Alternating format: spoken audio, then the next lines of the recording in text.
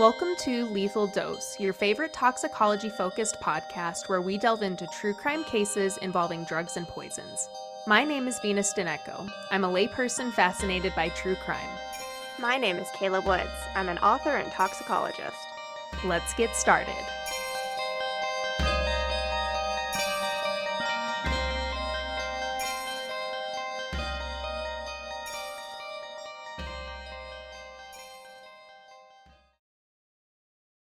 Trigger warning for discussion of weight loss and fat shaming. This episode is about Fen-Phen. Can you tell me what you know about Fen-Phen, Venus? So, I know very little. I know that it's a diet pill, right? Is that what it is? Yep, diet drug. And yeah, it's a diet drug, and it was very popular in the 60s, 70s, 80s? The 90s exclusively. What am I thinking of? You could be thinking of a couple different ones that are similar. A lot of those stimulant diet drugs were out there and they were like very similar. So like we're going to talk about Aminorex over in Europe. That was around in the, I believe, 60s and 70s, but there's a lot of them that are similar. Ephedra was another one. That's what I'm thinking of. Yeah. I'm thinking of ephedra. Yeah. I'm thinking of ephedra. Mm-hmm. Okay. Yeah. So wrong. The 90s exclusively. Yes. And what I thought for the longest time in the movie Requiem for a Dream, I always thought it was Fen-Phen that she took that got her all hopped up, but I'm pretty sure it was Adderall after like watching it later. You know, Like, I thought it was diet drugs. Yeah. But yeah. I think it was Adderall. Doing the research for this really made me want to do Requiem for a Dream for next summer for our summer movie nights. Ooh, please. Yeah. And I've kind of avoided it just because that one is such a bummer of a movie. It is It's such a bummer of a movie, but it's such a good movie. It is. It's such a good movie. And so I think maybe I'll put that one out there next summer. But I don't remember what drug she was on, but it was probably similar to Fen-Phen because both of the drugs in the Fen-Phen combination are similar to amphetamines. And I know that it was something in that range that she got all hopped up on. Right. Yeah. But yeah, that's about all I know. I know that it was like a big fad and like that it produces dramatic weight loss, like, right? Like, yeah, I mean, there's people you talk to who, if they were around then and they took Fen-Phen, they were like, I lost so much weight. It worked out so well for me. I wish they hadn't pulled it off the market. And it's a really tragic thing to hear because they're basically saying like, the weight loss that I experienced, because this was the only one, this was my silver bullet, was worth the possibility of ending up with some of these side effects. So it's like people either don't know how bad the side effects are, or that's just like what the diet culture was, in the 90s. And it's just so fucking sad to me that like... Yeah. I mean, because is this the one that like causes mad heart problems? Yes. Mm-hmm. Gotcha. Yeah. Yeah, like I'll risk my heart failing just to die thin. Right. Sure. And I mean, you know, it's not like they weren't being pressured by the people around them to lose weight. Like everybody I know who's had personal experience, which I would fortunately like have lost contact with and couldn't talk to you about this episode, I know that they were one of those yo-yo dieters constantly trying like one thing after another, and they were being pressured by people to lose weight.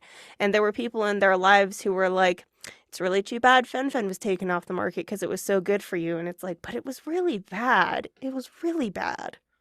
Yeah. So was it a short-lived thing then? I'm sure we'll get into. It wasn't around for very long before the FDA pulled it. But yeah, why don't we just jump right into it? So the two drugs in the Fen-Phen prescription were fenfluramine and phentermine. And so Fen-Phen, that's F-E-N-P-H-E-N. And so that's fenfluramine with an F and phentermine with a PH. And that's just if you want to know that, but it shouldn't be too important to keep up with that. So the first one that was discovered was phentermine. It's a structural analog to amphetamine, like I said, and has similar appetite suppressing qualities. But it has fewer central nervous system effects and a reduced chance of abuse. But it can sometimes cause heart palpitations and insomnia, and we've always known that about it. It was first approved medicinally as an anti-obesity medication in 1959 because the amphetamine-like mechanism of action stimulated the nervous system and caused the release of norepinephrine and epinephrine, which in turn causes that reduced appetite or that anorectic response. And this drug, this phentermine drug, is really only ever supposed to be taken for 12 weeks or less. So it's a pretty, short-term weight loss drug. Not a long-term solution. Fenfluramine is also derived from amphetamine. It's a serotonergic drug, which acts on serotonin by disrupting storage and releasing uptake. So it does both. It just kind of keeps serotonin in your blood. It was originally used in France as an antidepressant for these serotonergic reasons. But the increased serotonin caused patients to have decreased appetites because that's another side effect of serotonin. And so in 1963, it was officially marketed for weight loss. In 1973, it was sold for weight loss in the U.S. under the brand name Pondamin. And that's usually how I'll be referring to the fenfluramine in this episode, is under Pondamin. But the moderate weight loss from Pondamin wasn't enough for users to withstand the side effects, which were namely nausea, anxiety, drowsiness, and altered moods. And this was also supposed to be used short-term, for a few weeks. So in 1983, a pharmacologist from the University of Rochester named Dr. Michael Weintraub began research into the benefits of behavioral therapy techniques of fenfluramine paired with phentermine, so that the side effects of fenfluramine would be canceled out. But as my husband, the doctor, pointed out, that's not really how side effects work. So this whole study is just kind of weird on its face. So he gave either both of these drugs or placebos to 121 people over 34 weeks and monitored their side effects and weight loss. And if you're not already convinced that weight has nothing to do with health, which I will say is the opinion of this podcast, weight has nothing to do with health, allow me to prove it here.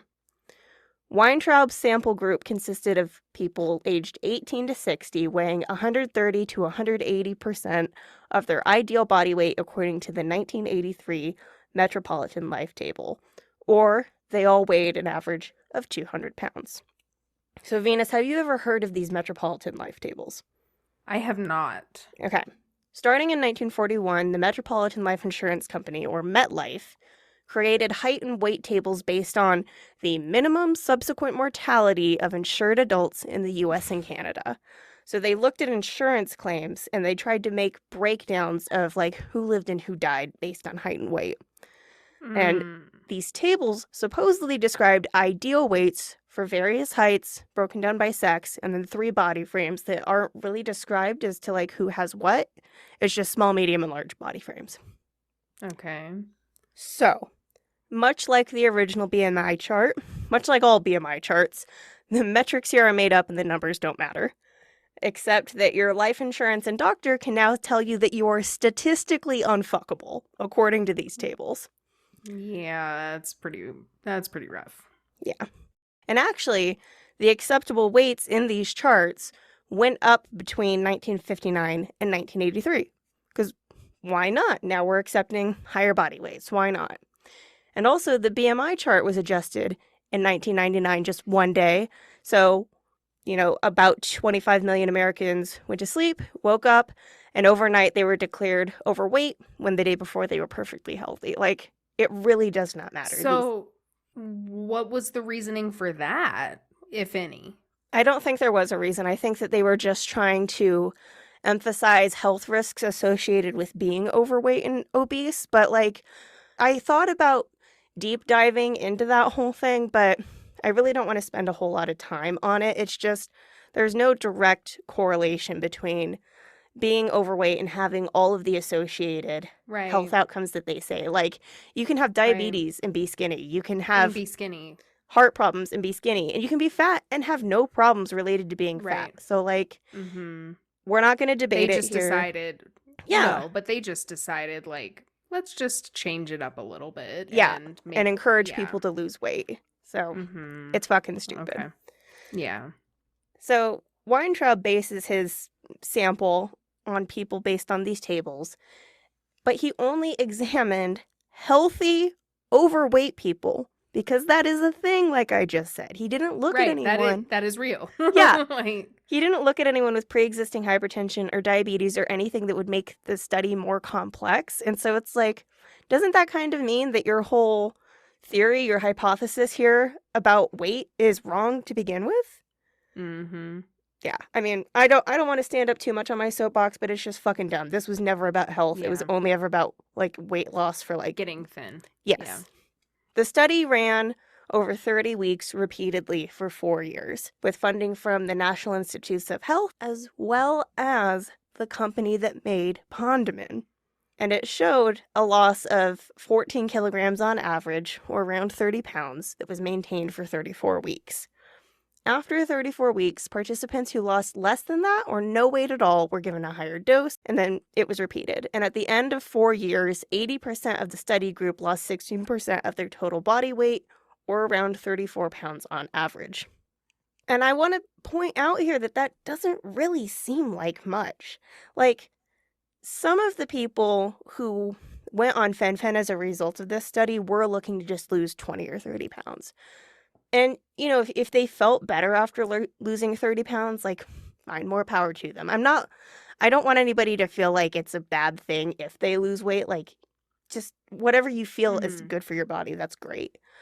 But looking at the tables that the study polled people based on, there aren't many heights where a loss of 30 pounds from a starting weight of 200 pounds puts anybody at an ideal weight. It's not impactful enough. No. So after 4 years, really, what's the end game here? I'm still fat. I'm just slightly less fat. So does that change how anyone looks at me in public? Does that change, like, how my doctor How talks to I look at me? myself, or yeah. Or how my insurance looks at me? Hmm. It just, the study doesn't really seem to be all that great, right? Who benefits from the study, though, of course, is the people who gave money to the study, and that's the drug companies. Right. And the drug companies being involved is the reason that there's this delay. He started it in 1983, it ran for 4 years, and then it was published in 1992. And so there were all these delays because he had to get more funding for it to be published.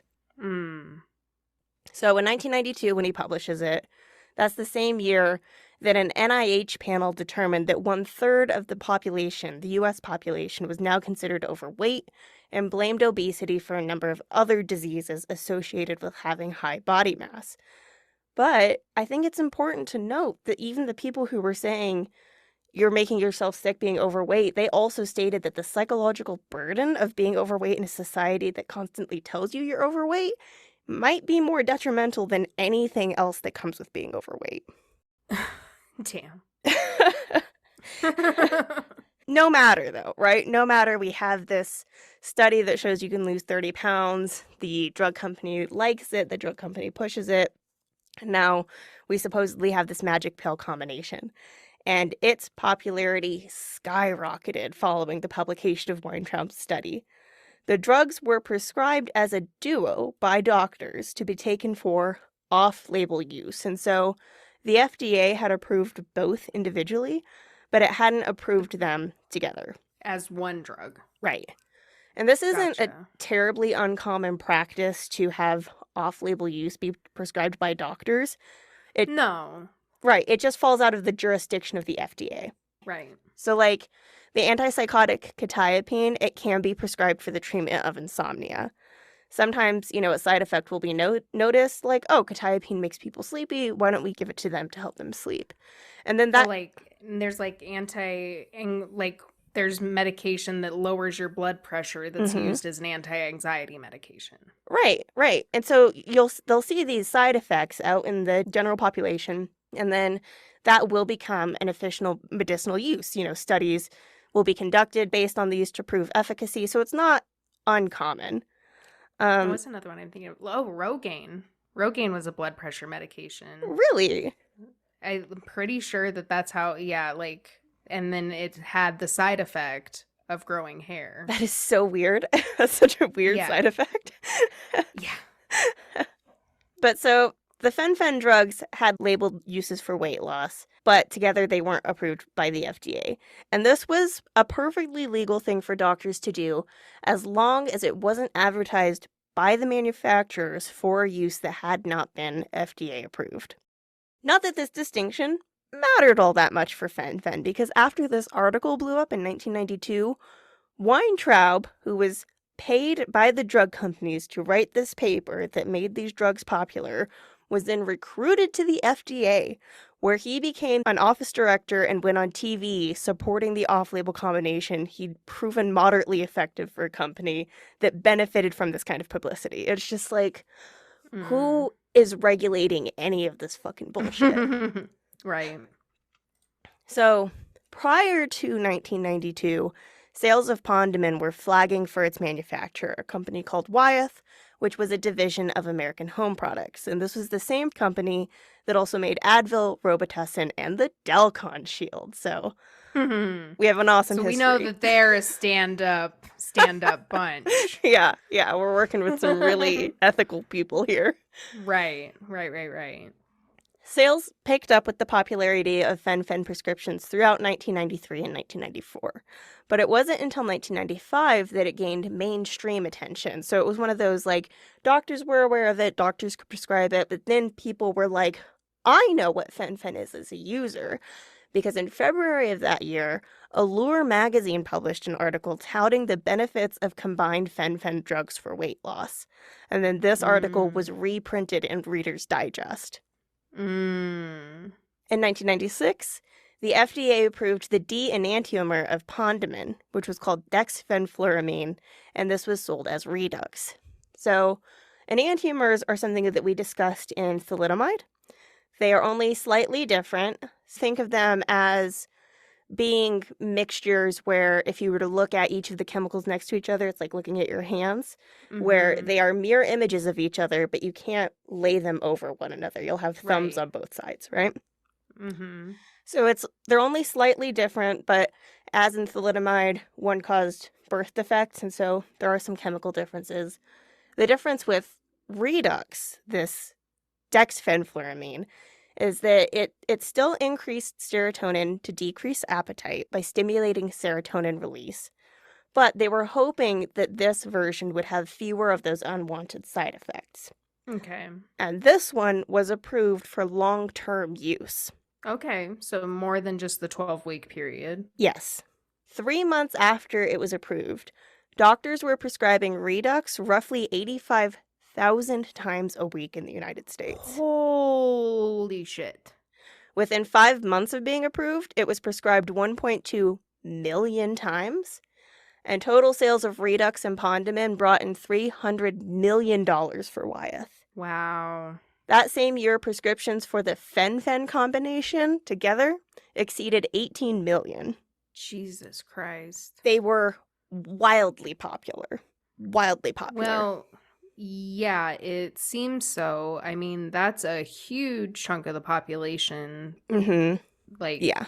That are willing to go on medication for weight loss. Like, that's actually kind of insane in such a small period of time. Yeah.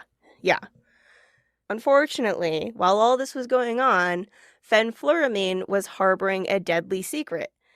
Manufacturers knew about it, and they wanted it to stay a secret for as long as possible while that cash was flowing in. As early as... side effect?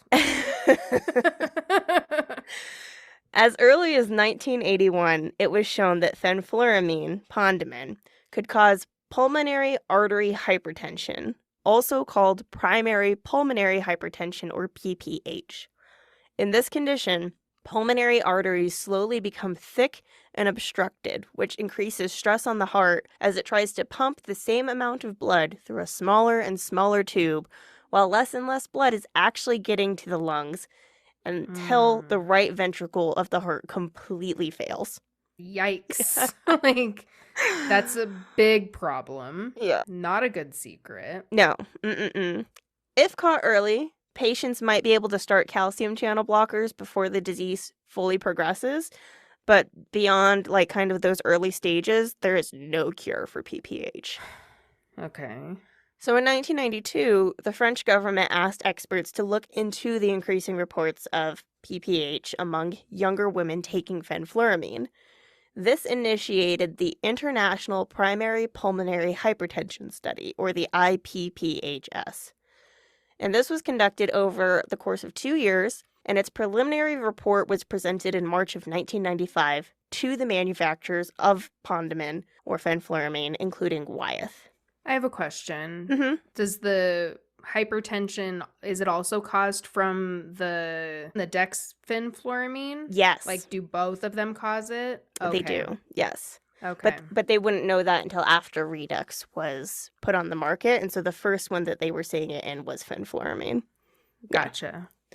So according to the study, although primary pulmonary hypertension only affects 1 to 2 out of every million people in the general population, among users of Fen-Phen or Redux, the number of patients with PPH increased by tenfold.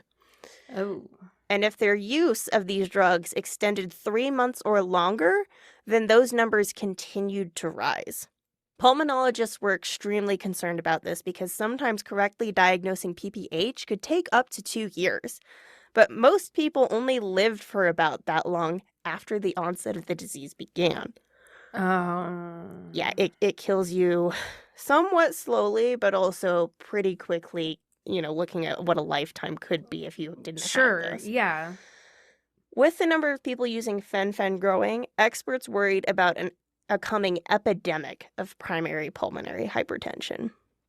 This, unfortunately, was all described to Wyeth in the same month that the Allure article was published. Bad timing. Yeah. Because they're like, we see dollar signs. Yeah. But y'all are telling me that we're going to see dead bodies instead. Yeah. So in June, the European Committee for Proprietary Medicinal Products restricted the availability of these drugs to only morbidly obese patients who had been hospitalized, and they were only allowed to be prescribed for a limited amount of time, probably that 12-week or even less amount of time. The US FDA, however, did not follow suit. Surprise, surprise. Surprise, yeah.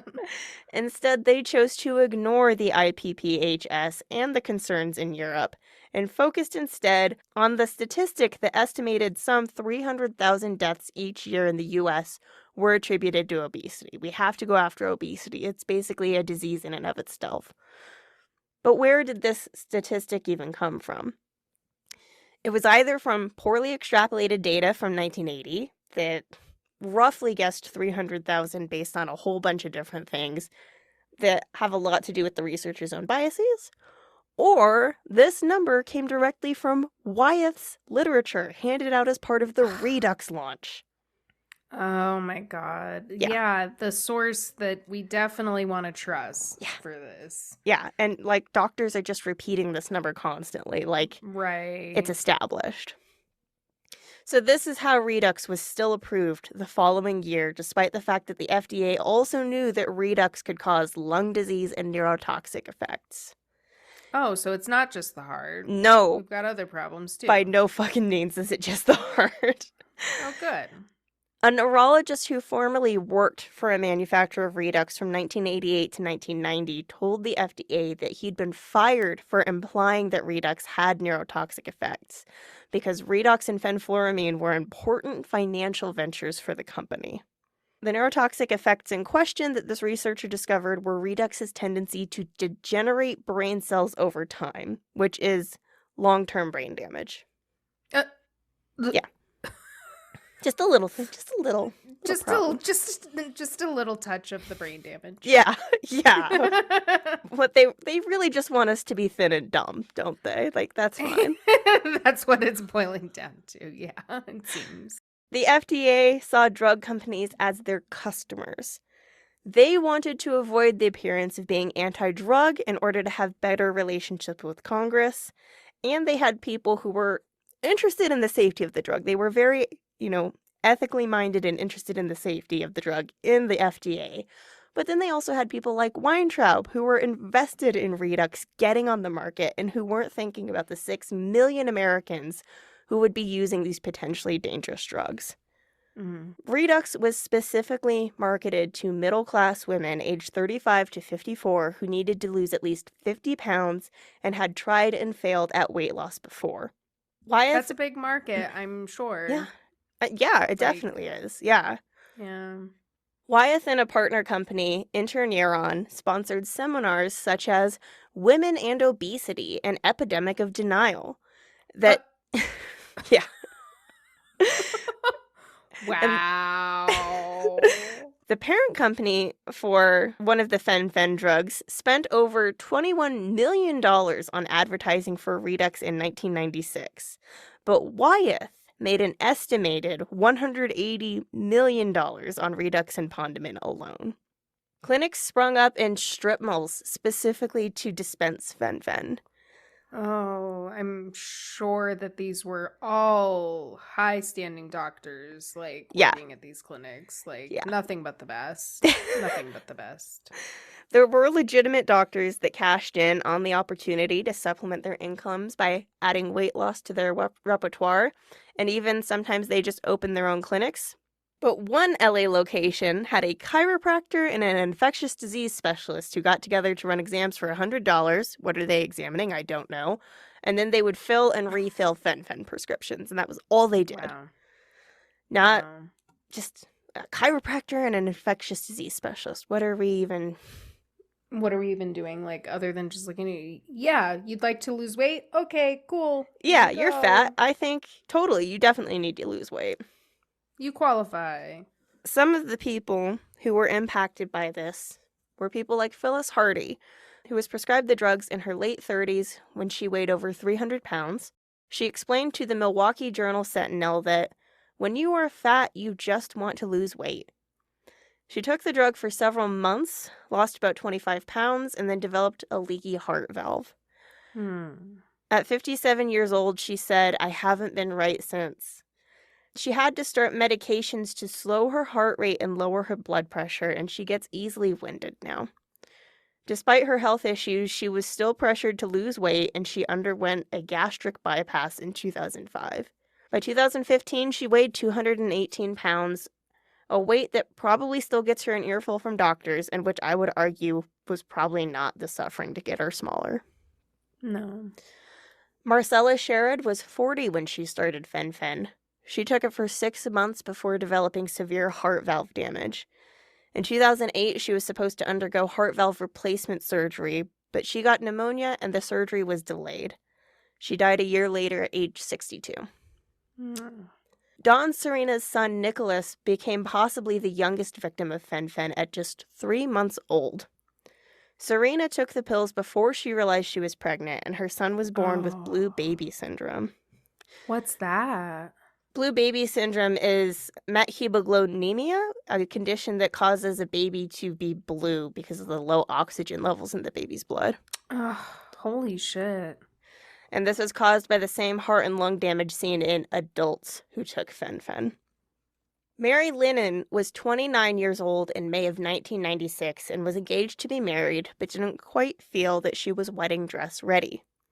She'd recently gained some weight and wanted to lose a few pounds before the wedding, so her doctor prescribed her Fen-Phen. At this time, in 1996, Redux had not yet been approved, and so Lennon's prescription was for Pondiment and Phentermine. And at first, she was happy with the results, which were apparent in just over a week and a half. By mid-May, however, the active and healthy woman was experiencing shortness of breath with just a simple stroll around a golf course. And this was 11 days into her prescription.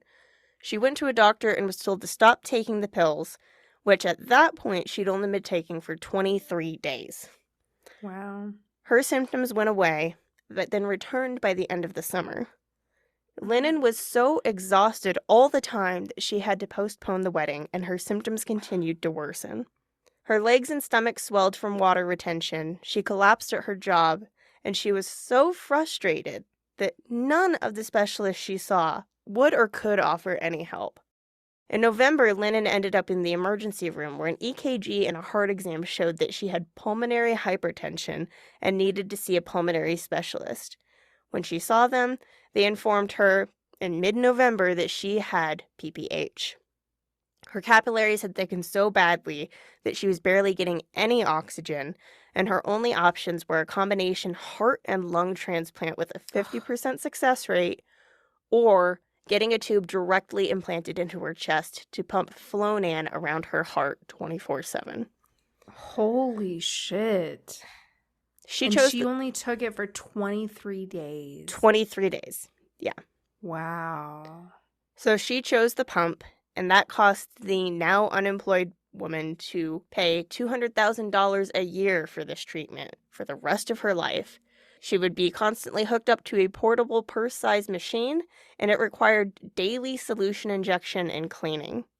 The possibility of infection always lingered, as did the threat of malfunction, which would set off an alarm on the pump and let Lennon know she had 2 minutes to fix it or call an ambulance before she went into cardiac arrest. Oh my fucking God. And That's it was fucking stressful. Like, you're walking around with, like, a fucking ticking time bomb. basically, and it was really, really easy to cause the pump to malfunction. You could just accidentally bump into somebody in a crowd or turn over wrong in bed, Right. and it could cause this thing to go off.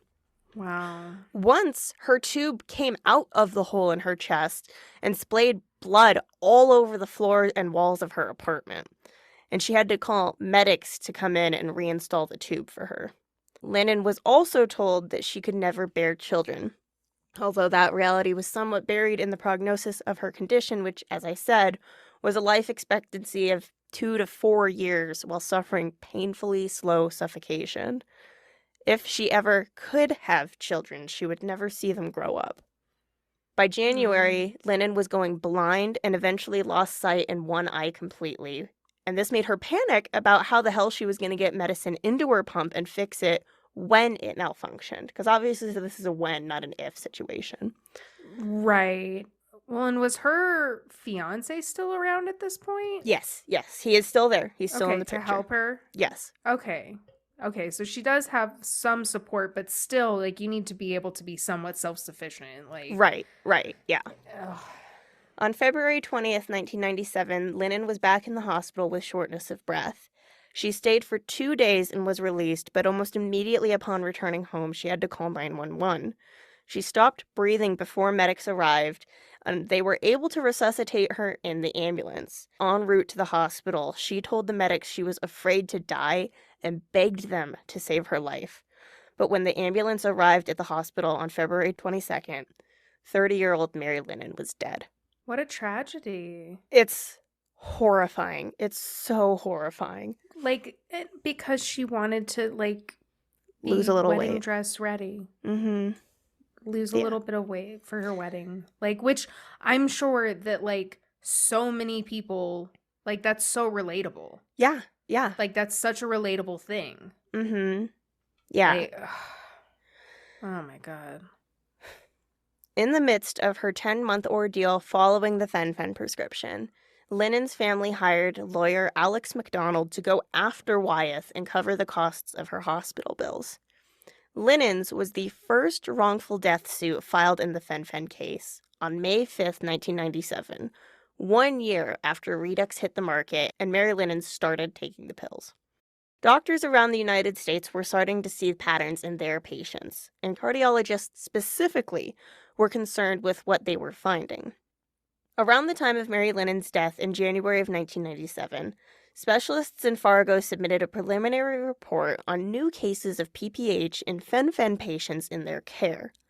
They partnered with the Mayo Clinic and determined that the serotonergic effects of fenfluramine that caused appetite reduction also appeared to be what was causing the heart problems. Surprise. Said no one. Right. Echocardiograms revealed short, thick, stiff heart valves, and surgery revealed valves covered in glistening, shiny plaque, which was the culprit for the congestion of the valves and capillaries and the reason that the valve was sticking shut in the heart.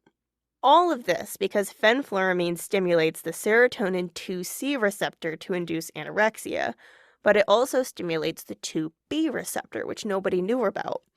This is a receptor related to valvular heart health and disease. They are scant in the brain, but they are plentiful on the heart.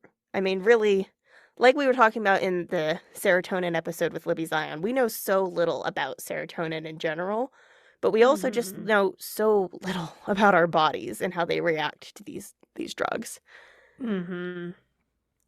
These findings were shared with Wyeth, who had updated their inserts for Pondman and Redux, which before said that there were 4 known cases of PPH. You got to be careful, we've seen 4, but this is obviously not the full story, and they still weren't giving the full story when they updated these inserts. The company actually decided to send letters to doctors before they even saw the results of the Fargo study, when they were like, we should probably change the inserts, things aren't looking great, and they don't even know they're this bad. Pondman is an appetite suppressant, and appetite suppressants increase the risk of developing primary pulmonary hypertension, an often fatal disorder. And I mean, how does that come across to you? Like if you're reading the insert of a drug you're taking and you see that. I mean, it increases the chances of death. But it doesn't make it seem like how statistically likely it is to happen. Right. And this wasn't on the insert. It was just sent to doctors. And so it feels to me like one of those small print things on every commercial you see in the US now where it's like could cause death. And you're like, it could cause death. And you're like, yeah, sure. I mean, I could get hit by a bus.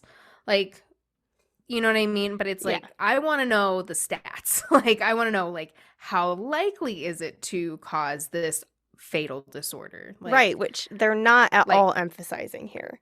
No, they're saying, it's the disorder itself is often fatal. Mm-hmm. But how often does this disorder pop up is what I think is the burning question. Right. And when freaking chiropractors are prescribing Fen-Phen, it, they don't give a shit. And they don't know about primary pulmonary hypertension or how fatal that is. These letters also went on to say that the addition of phentermine to Pondman is not an approved use of Pondman, but doctors already knew it wasn't FDA approved. That didn't mean they couldn't prescribe them together. So the gravity of the situation wasn't being fully expressed. It was just cover your ass, right? Mm-hmm. And no one at the FDA specifically had been informed of the Fargo Mayo Clinic study findings.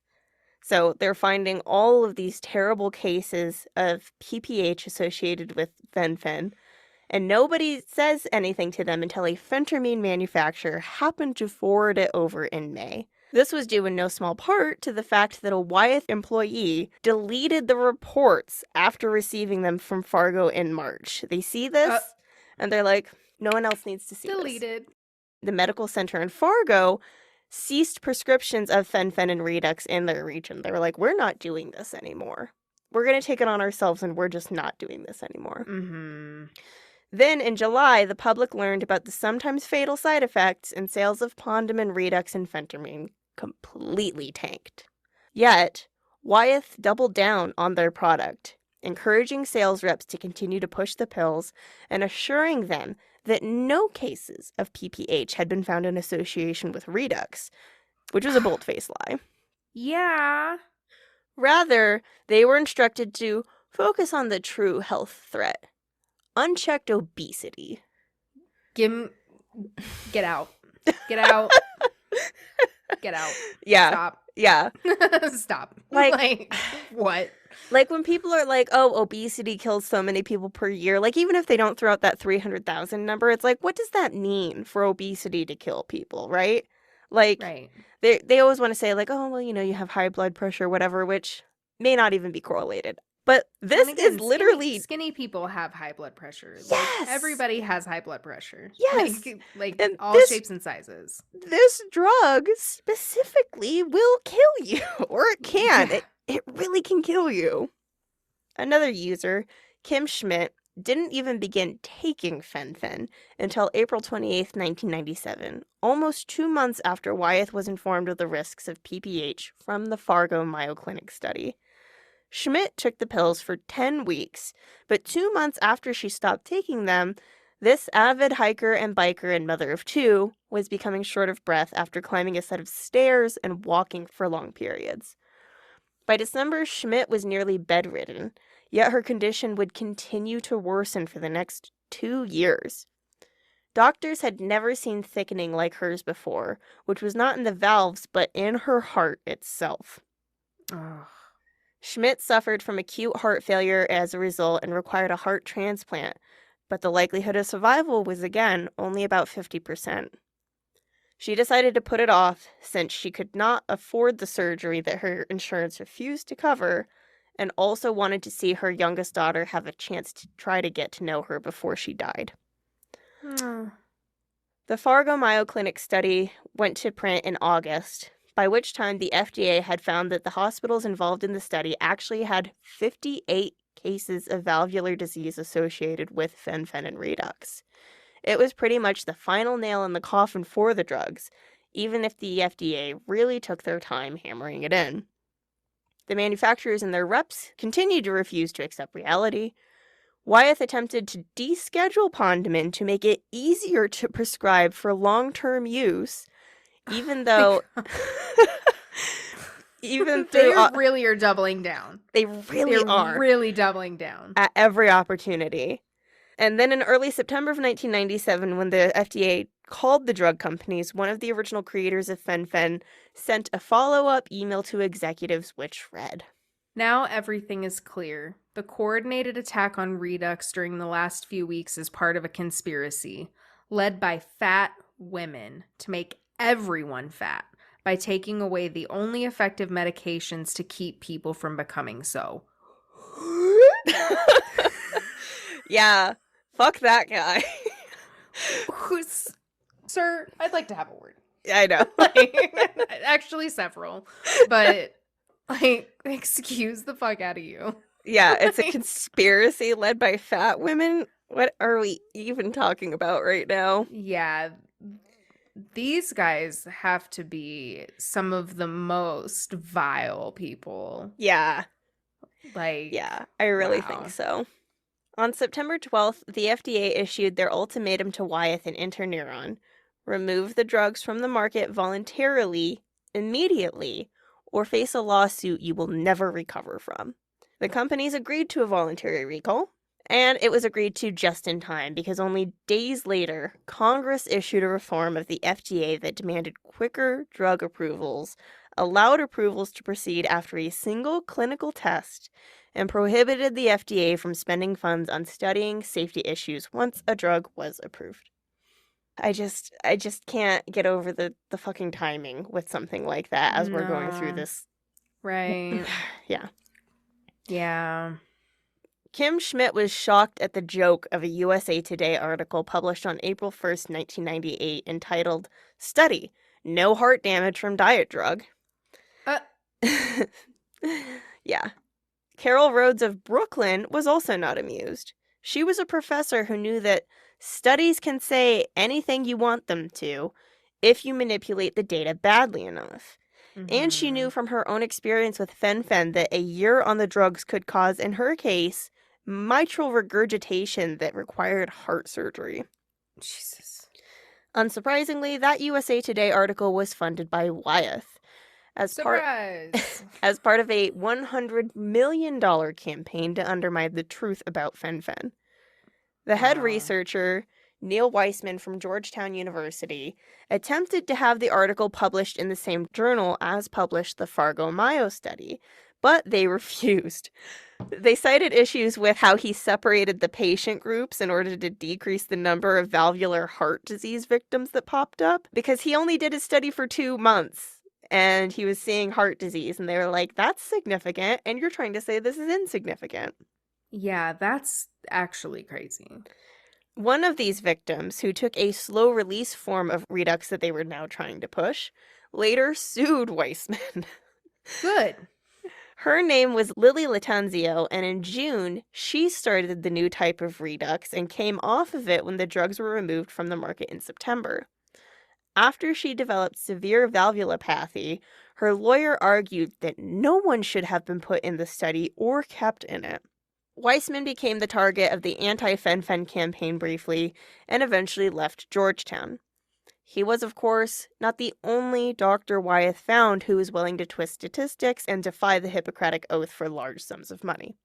Dozens of studies were conducted, with glowing results in favor of Wyeth. But the doctor that Mary Lennon's lawyer, Alex MacDonald, was most concerned about was George Blackburn. As a so-called obesity expert, Blackburn's work in early 1996 got Fen-Phen and Redux approved for use in Massachusetts, which was the last state to legalize their use. Mary Lennon's doctor, Abby Landsberg, actually called George Blackburn to get his opinions on the drugs as an obesity expert before she prescribed them to Lennon. And during this call, he told her that the only side effects were diarrhea and dry mouth. Was he ignorant to the side effects, or was he, like, willfully lying? There couldn't really be any way he didn't know about these side effects. Okay. Yeah. When the shit was really hitting the fan in 1999 and Blackburn was deposed regarding his involvement with Wyeth or Fen-Phen, he could seemingly not remember any conferences he'd attended over the last 6 years, or any money he might have been paid by the manufacturers. He said that he didn't know the answers to so many questions that one of the attorneys lamented that he hated to attack a man with Alzheimer's. When MacDonald finally got his chance to look at Wyeth's documents in December of 1997, he and his team were closely monitored, and they were escorted to the restroom when they needed to go by armed guards. Still, they managed to find what they went in for, in the form of a 6-page report listing 101 cases of PPH from the mid-90s to 1997, all European and American patients, and dozens of them dead from using Wyeth's drug. Although the packs of Redux and Pon-de-min had mentioned 4 cases of fatal PPH by the time Mary Lennon sought representation, MacDonald now had proof that there were far more deaths than that. Good faith doctors didn't know, and patients couldn't know, but the manufacturers and their representatives knew. In a memo authored in 1994, Wyeth's medical monitor, Dr. Fred Wilson, wrote, I have been concerned that our approved labeling contains only 4 such cases, when in fact we have a total of 37 reports in addition to those mentioned in the labeling. But the labeling... Yeah. I'm concerned. I'm a little concerned about it. Yeah, I would say I'm concerned that there's like 9 times as many cases as we're talking about. Yeah. But the labeling was not adequately addressed for Pon-de-min because the company was worried about how it would impact FDA approval and the rollout of Redux. Well, of course they should be fucking... Yeah. Of course they should be worried. It's a bad drug and you shouldn't sell it. Yeah, Jesus. The first lawsuit in the Fen-Phen trials in the United States was filed in April 1997 against Wyeth and Phisons, the company that sold phentermine to Carla Sickles in 1995. Of note here is that Phisons was also on the hook for their involvement with phentermine as it related to Sickles' PPH diagnosis. Wyeth settled 4 months later in August of 1997, but Phisons was dead set against settling.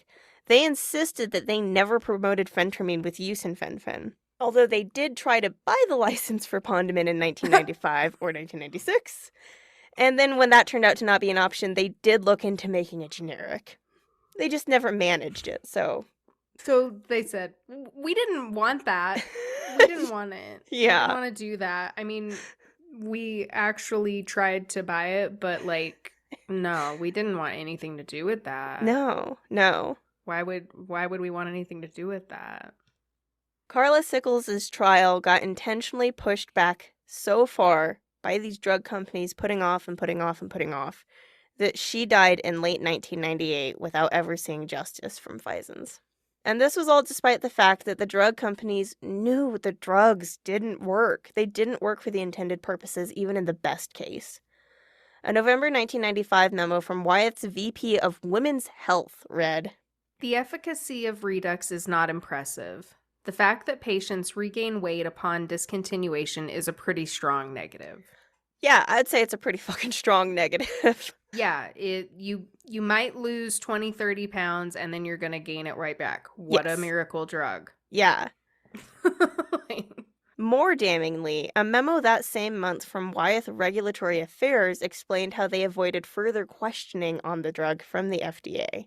Every attempt will be made to ensure that no black box warnings, restrictions of use, or negative statements find their way into Redux labeling. I am sure there are elements within the FDA who would like to make a variety of restrictions for the use of Redux. Another memo noted that Redux could be another thalidomide drug. Uh, Yeah, it's not Yikes. good when you're That's kind not of a good look. self-aware about that whole thing. Yeah. And just for quick context, these black box warnings that they're trying to avoid are the highest safety related warning that medications can get from the FDA. So they're intended to put a black box on it and say these are major risks of these drugs, and they can result in a medication being added, taken away, or updated throughout their life on the market. So they really wanted to avoid anybody looking at it and being like, I don't know, maybe it's not worth it. Right. There were some side effects that the manufacturers were possibly unaware of, however. Because Fen-Phen was prescribed as an off-label use and the effects of the drugs were never studied together, the drug companies and their researchers, they knew about the neurotoxicity, they knew about the PPH and the similar but slightly different valve diseases that were popping up in the populations taking it. But they may have, potentially, I'm giving them a lot of credit here, they may have been unaware that the drug combination was also inducing a form of serotonin syndrome in its users. Oh, let's just add that in too, because serotonin syndrome is so fucking awesome. Yeah.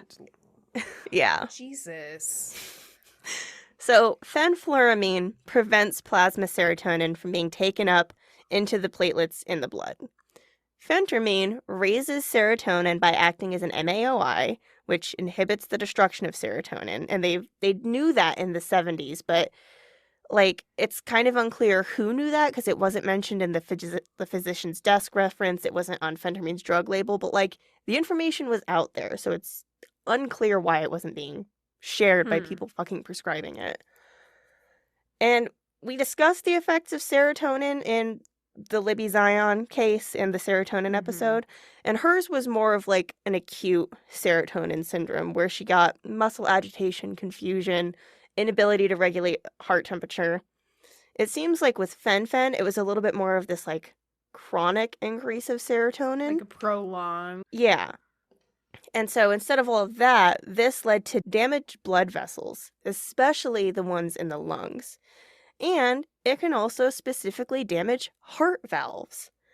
Because of the similarities structurally, this interaction was also possible when Pondiment or Redux users took cold medicine, like Sudafed for a seasonal runny nose.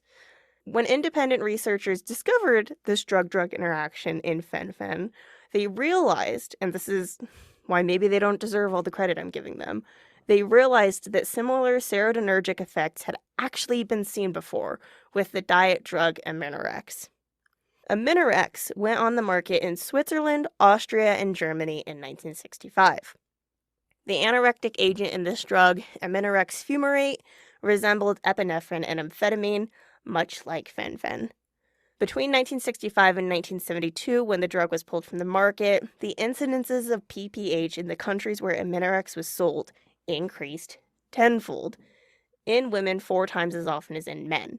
The problem was that Aminorexx caused serotonin release and kept it in the bloodstream, and it was also an MAOI, so it was pretty much the exact same problems as with the Fen-Phen combination.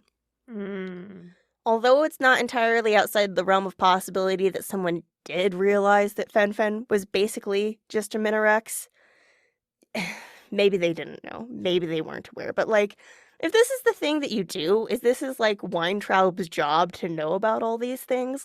Why? To be a diet pill.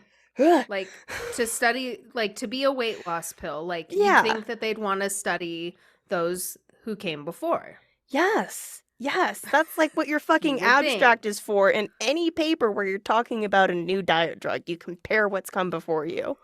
Alex McDonald's first expert that he called in for deposition was one of the authors of the IPPHS, a man named Dr. Stuart Rich, who described the actions of Wyeth as dishonest, misleading, and personally threatening. American Home Products' lawyer objected to the characterization and demanded specific instances of each case. But Rich did not lack examples for this claim.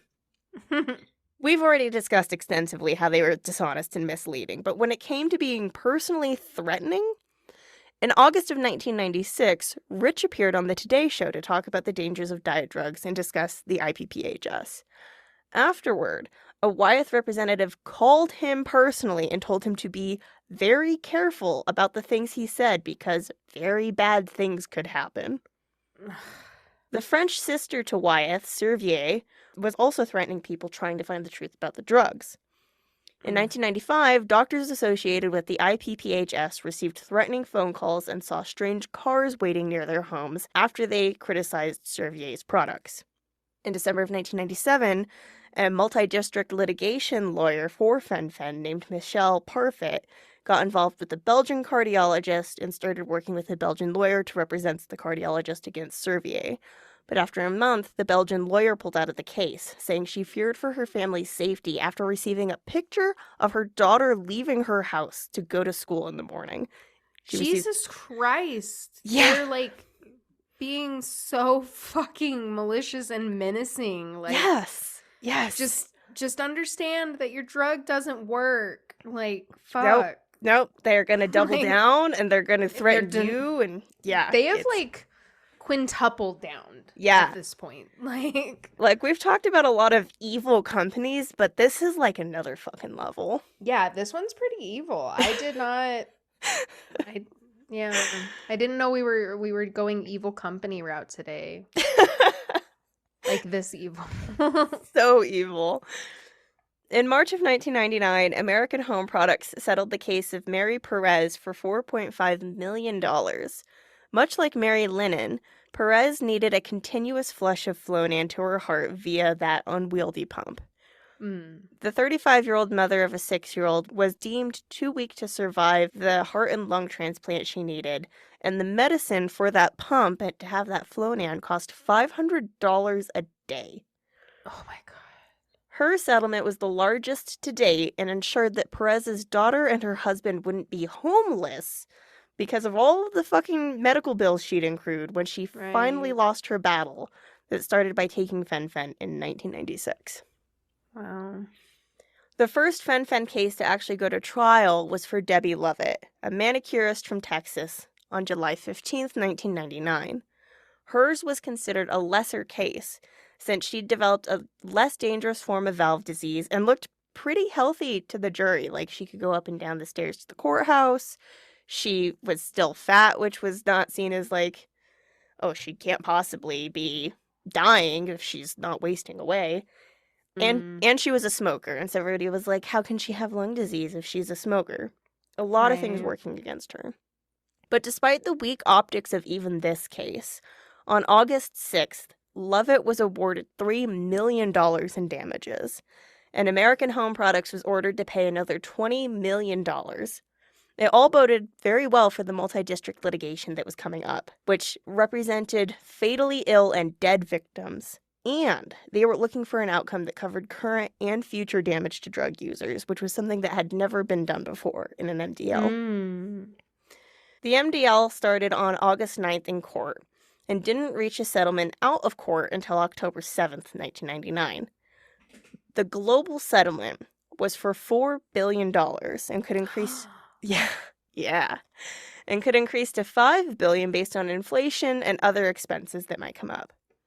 $1 billion of this was set aside for medical monitoring, including echocardiograms for every person who ever took Redux or Pondamin, and $2.55 billion specifically went to covering payments for up to 16 years for people who suffered significant valve disease.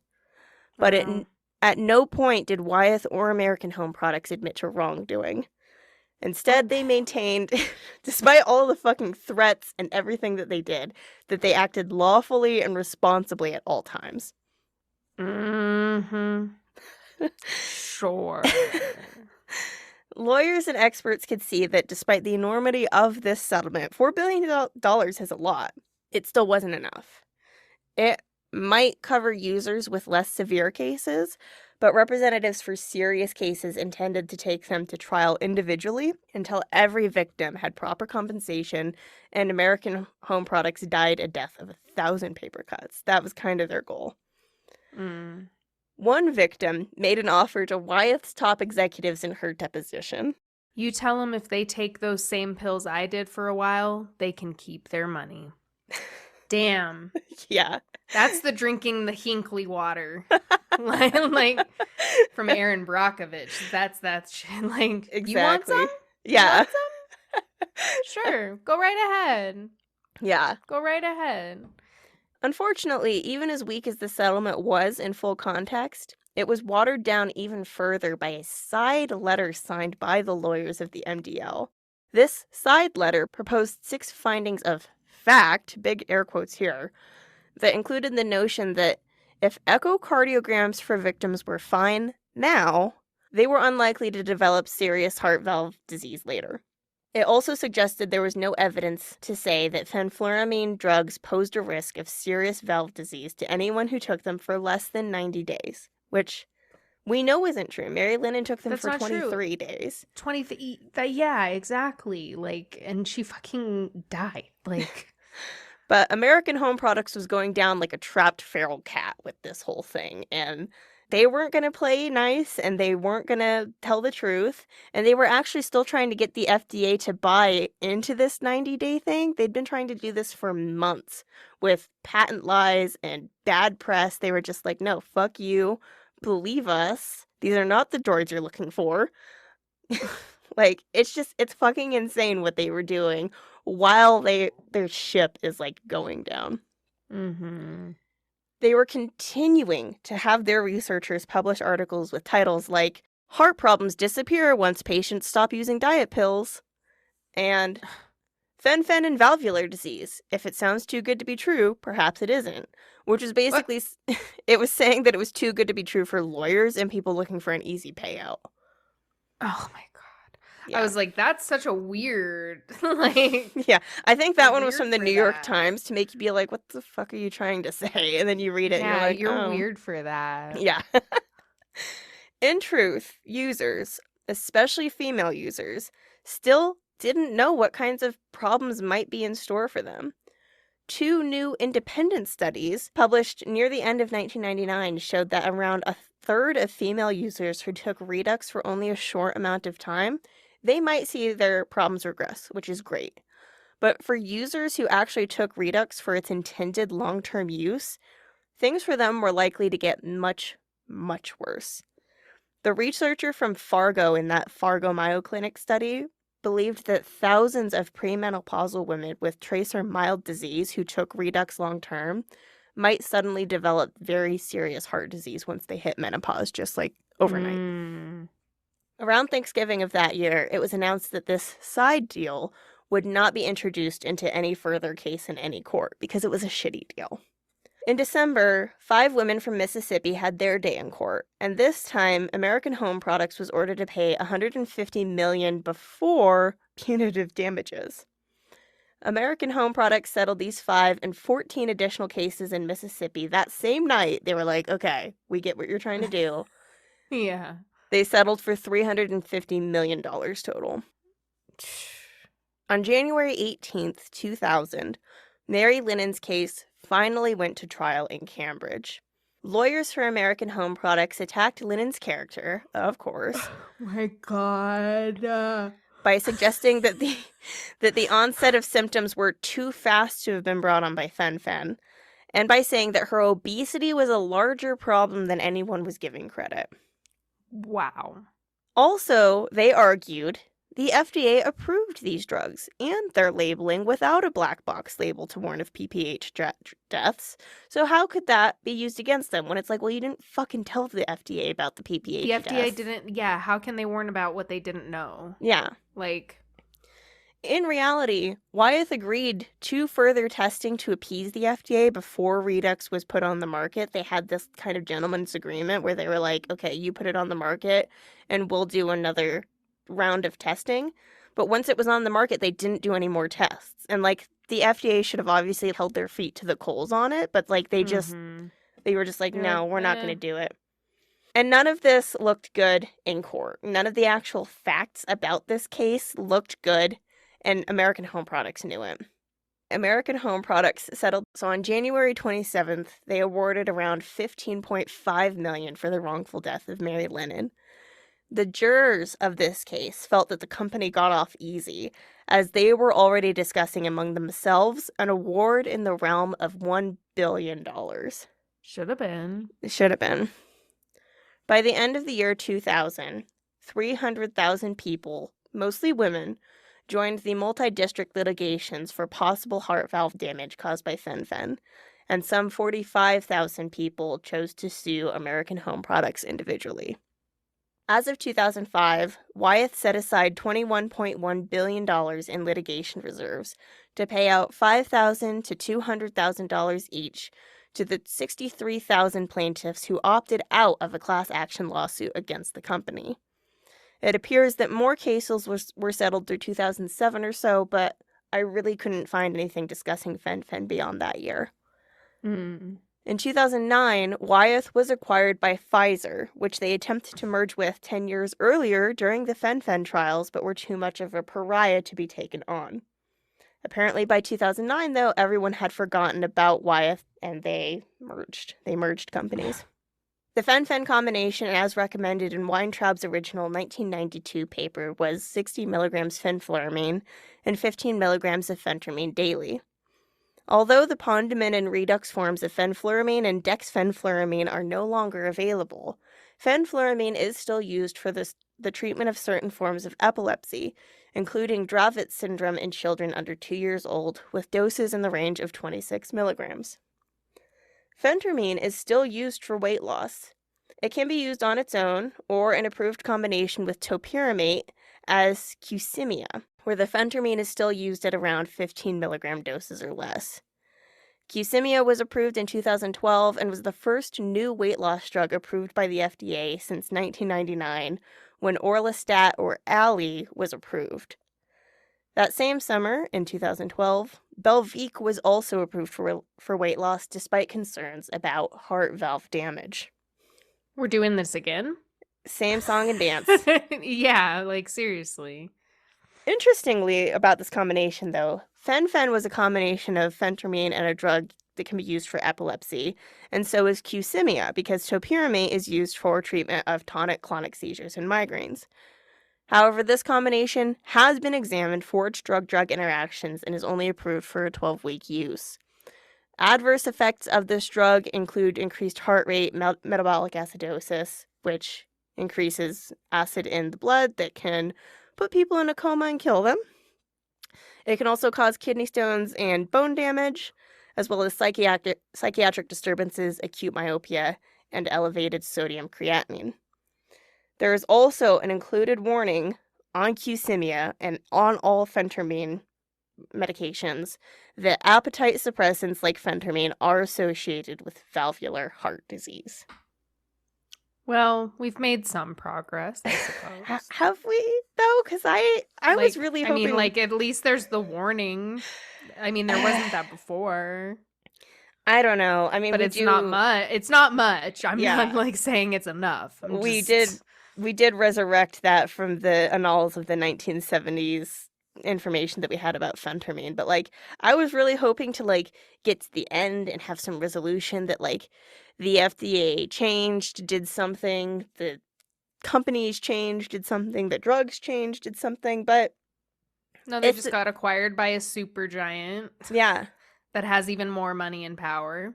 And nothing fucking changed. It doesn't feel like we learned anything, and we still have this like super prevalent obsession with weight loss drugs that like we constantly are debating, is it worth the risks no matter what kind of drug it is? Is it a drug that is like amphetamine? Is it a drug that makes it so that you don't absorb fat and you need to always be near a toilet? Is it a drug used for diabetes? And which, speaking of that particular weight loss drug that's used for diabetes. Yes, Ozempic. That is going to be the topic of conversation for this month's microdose. We will be jumping into good old Ozempic and seeing what that's all about. Let's go. Well, I look forward to that because it seems to be very, very popular right now. So it's very popular, and it's one of those where I'm educating myself about it, like, as I'm researching. I know almost nothing about it. I've honestly been trying to avoid it, and it's like, you know what? I guess I should know a little bit about this. So yeah, you can go listen to that for $2 over on Patreon, or you can watch the video that we will release of the recording for $5 over on Patreon. And if you want to continue to just support us this way and not be extra bummed out with extra episodes that we put out about shitty things, then you can continue to support us on this main channel, and that's totally fine too. Oh, this one was, a bummer. I mean, yeah. That was really sad. A lot of people were really hurt. A lot of people were really hurt. And there's still so many people who are like, it's too bad that it was taken off the market because it worked so well for me. And it's like, are you saying that, like, you're willing to die? Die to lose a little bit of weight. Yeah. And it's fucked up. It's really fucked up. Like, I get that, like, people are treated really poorly for being fat. And it's so much of a bigger issue, you know, than size. Like, it's such a systemic issue we have against people, especially women, which were specifically targeted by the chemical effects of this drug. Like, it's okay to look the way you look, no matter how anybody looks right now. I want you to think about this episode, and then I want you to say, my body's okay. Yeah. Your body is beautiful just the way it is. It's gonna be fine.